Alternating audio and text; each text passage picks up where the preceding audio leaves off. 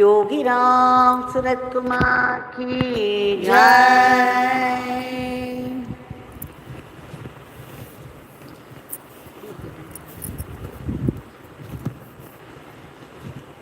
योगी राम सूरत कुमार, योगी राम सूरत कुमार, योगी राम सूरत कुमार, जय गुरु राया।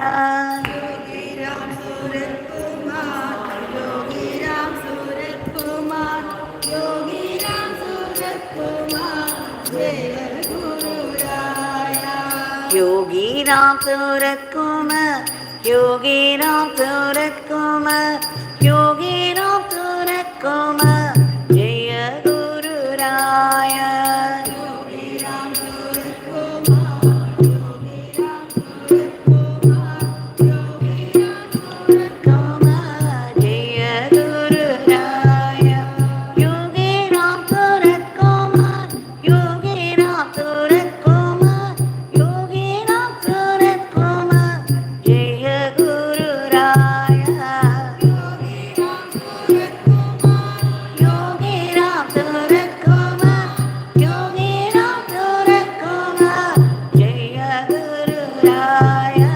राम राम राम राम, राम राम राम राम, राम राम राम राम, राम राम राम राम राम राम राम,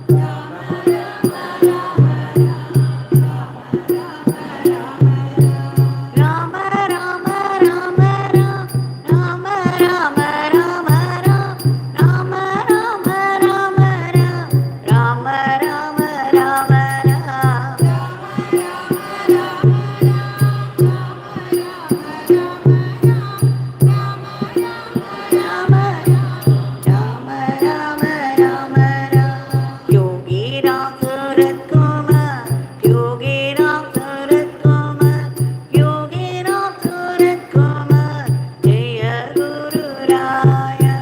योगी राम सूरत कुमार, योगी राम सूरत कुमार, योगी राम सूरत कुमार, जय गुरु राया।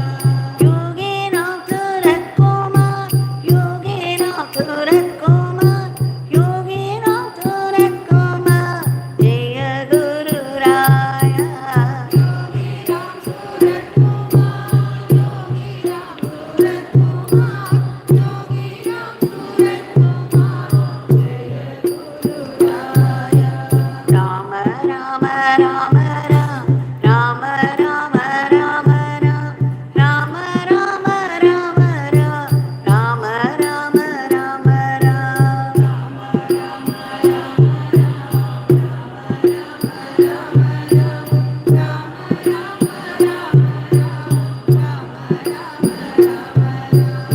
राम राम राम, राम राम राम राम, राम राम राम राम,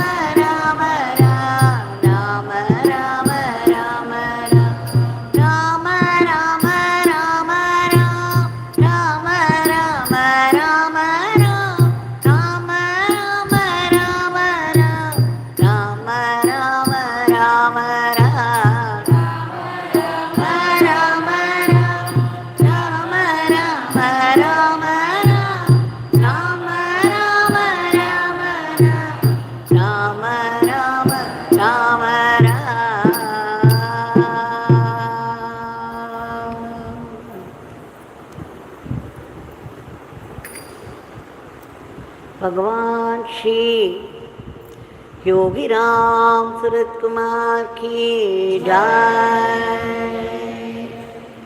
सर्वं Yogi Ram Surat कुमारार्पणमस्तु।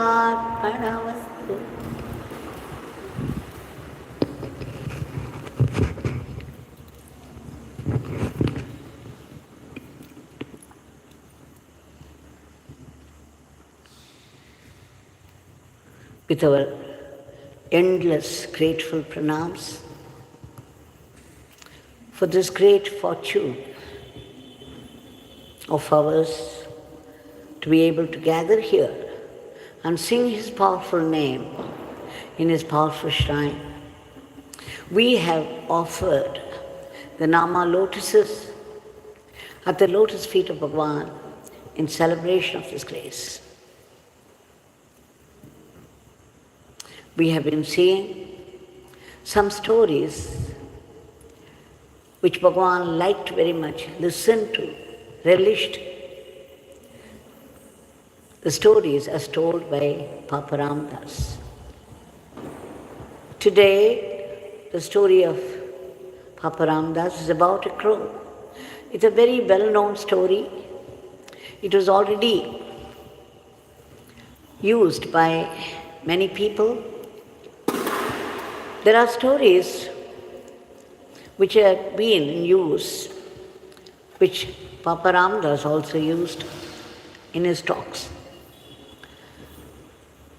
Now this is a story, how to give up desire and gain peace.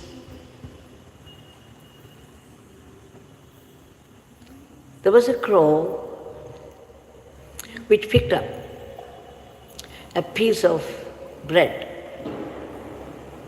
It was very, very happy that it at last came to possess a very tasty piece of bread. It wanted to go and sit on a certain branch of a tree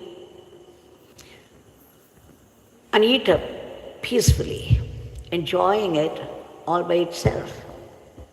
But then soon it was surrounded by other crows in a hot pursuit. Now the crow was so adamant. It was flying and flying. It wanted to get rid of the other crows so that it could reach some place where it could eat it peacefully, but then it was not to be. So after flying here and there, so many places, it got exhausted, tired. It was not able to fly anymore, absolutely tired and upset, because it was surrounded by these crows all the time, and they were not just keeping quiet, even while flying in hot pursuit. They were trying to snatch this piece of bread from it. It was a heavy competition. And finally, the crow came to the decision that it had done enough of flying, and all it wanted was peace, not a piece of bread anymore.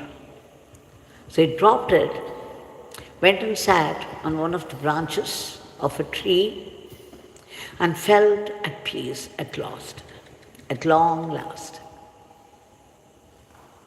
This is all the story.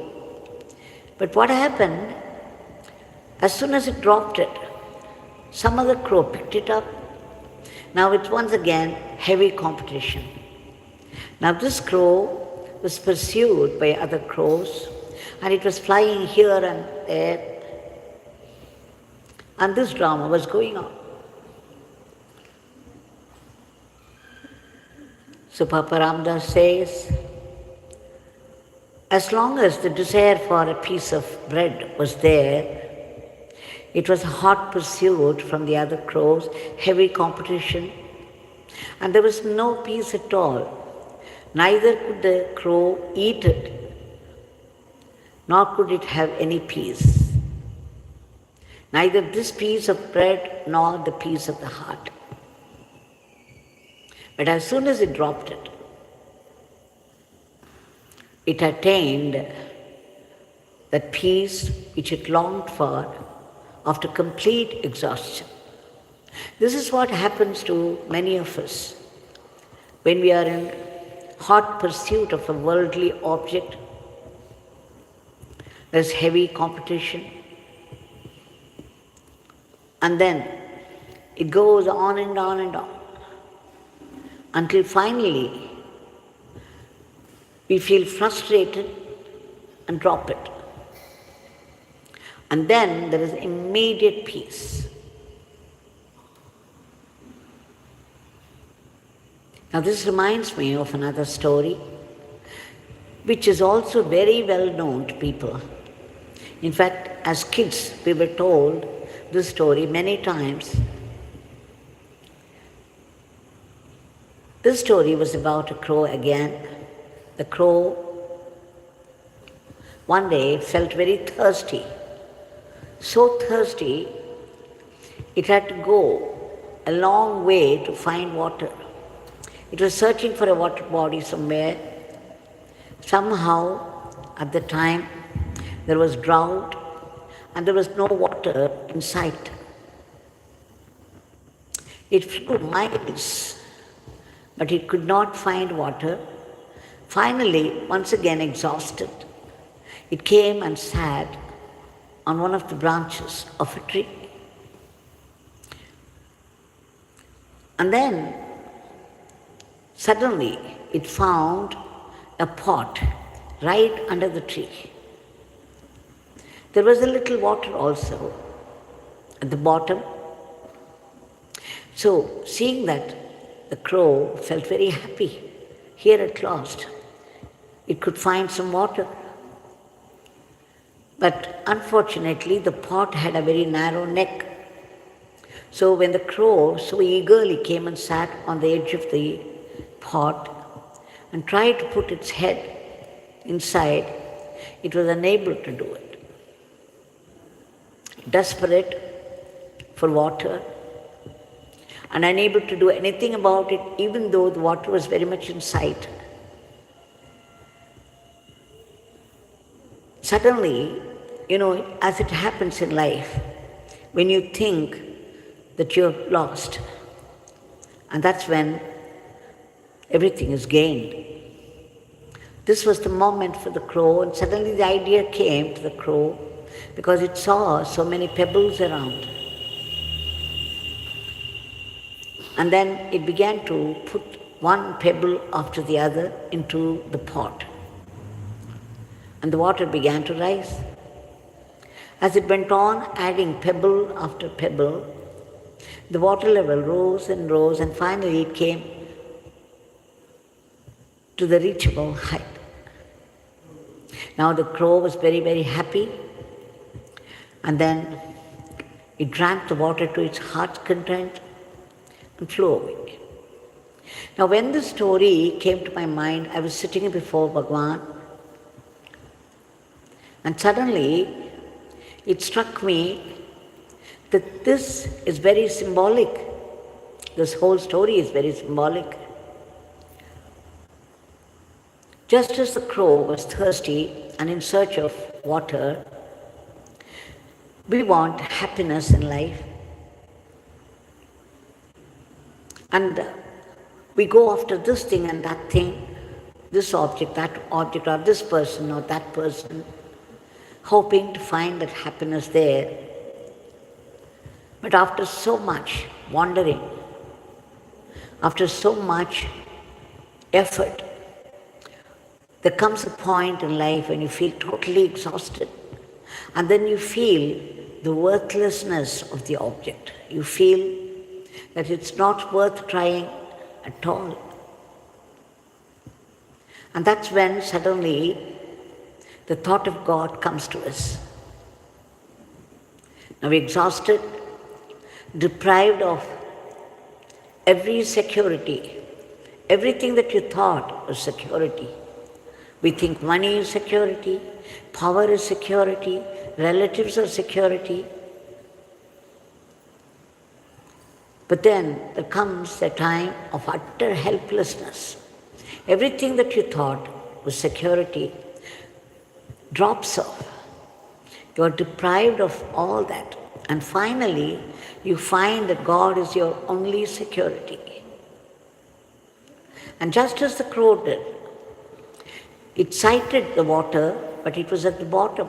We think that God is there because the grace is there at work, and we see the magic of grace sometimes here and there. And then you believe in God, but you believe that He's up there in the sky and somewhere in Vaikuntha or Kailash. He's far away from you, unable to reach. And then Gurudev comes into your life and says, chant the name. He says, chanting the name is prayer, chanting the name is surrender, chanting the name is samadhi.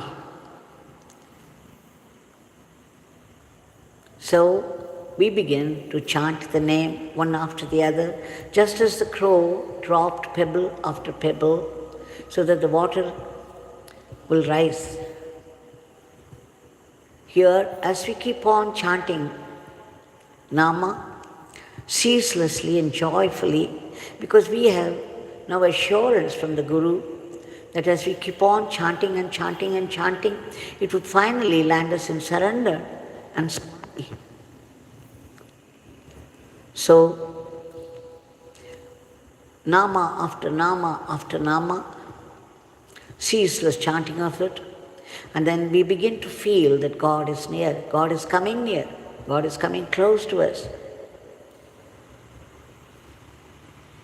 And just as the crow brought the water near and then quenched its thirst, we could also quench our thirst for God by getting Him near, by chanting the Nama joyfully. It should be joyful chanting and ceaseless chanting. Papa Ramdas says that all that he did for 3 years was to chant the name ceaselessly, unceasingly,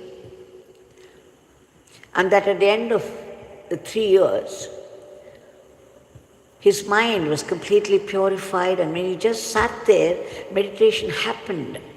He did not have to struggle. Meditation just happened. So this is what would happen to us also if we keep on chanting the name with faith in the wisdom of the Guru who assured it. God would come very near, and then you would find out that God is right inside. He is not up there in the sky. He is right inside you. And as you get closer and closer, you will be able to feel the living, vibrant presence of God within and without. This reminds me of another story of a crow that hit against an electric post, fell down and was on the verge of death. There was blood everywhere. Our Shivakasi Kavita saw this crow. She came out of the house, and then she felt such pity for the crow, the dying crow. She thought she would chant the name Yoginam Sarat Kumar so that the crow, after death, would go into a higher world. So she began to fan the crow in order to keep away the dogs which were coming near and the ants. And she was chanting and chanting all the time, hoping that the death will be peaceful. Death would be peaceful to the crow, and that it would be lifted to a higher plane. And suddenly, the crow came alive, and it flew away. Astounded, Kavita understood the glory of the name. So you see, God lives in His name. in his full glory. And our Bhagwan has assured us again and again, the minute you call out the name, he is instantly present inside you. He is instantly present in the heart. You may not be aware of him, but he is aware of you. He is aware of your thoughts, prayers, and struggles. And he would do the needful. He would come closer to you and merge you with him. We shall now offer our today's prayer at the lotus feet of Bhagwan. Bhagwan, we beg you again and again, for that's all we can do, and that we do a million times, for your immediate divine intervention to bring forth a dharmic normalcy to today's world, which is full of violence. There is so much disharmony, disorder, and lack of discipline. People live any way they like and create a philosophy to suit themselves, to justify whatever they do. Instead of living for the sake of a philosophy, it is just the reverse, and there is already the growing enmity between countries, and there is war that's going on with its disastrous results. And again, there are cruel diseases that attack us all of a sudden in our unguarded moments, and then the furies of nature, the flash floods, the earthquake, forest fire, and whatnot. Bhagwan, thou art the cosmic controller. We beg you to bring in peace, harmony, order, and discipline into our life. And please stop the war so that peace is prevalent, and there should be no mention of war among the countries at all.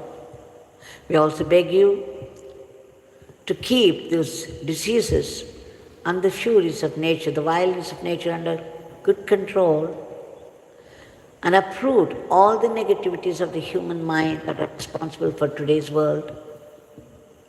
We also beg you to reach out to those people who have been stranded in varied parts of the world, caught in some agony or the other due to their past karma, unable to help themselves or find protection. We beg you again and again to reach out to them and do the needful. We also beg you to protect all those unselfish people who have been slogging for the all-round welfare of others from unhealthy reproaches, criticisms that come in the way of constructive work, unhealthy aspersion. And Bhagwan, we beg you to promote the economy of the country and the growth in varied fields of activity so that India would reach that high status of world teacher to conduct the whole world in the path of Dharma. We beg you, we pray to you in all earnestness and sincerity for ceaseless, joyful chanting of your Divya Mangala Nama, an unbroken remembrance of all your leelas and teachings, so that we assimilate it and make it into our Atma Shakti. And Bhagwan, please bless us to be only sattvic instruments in your hands and not rakshasic elements.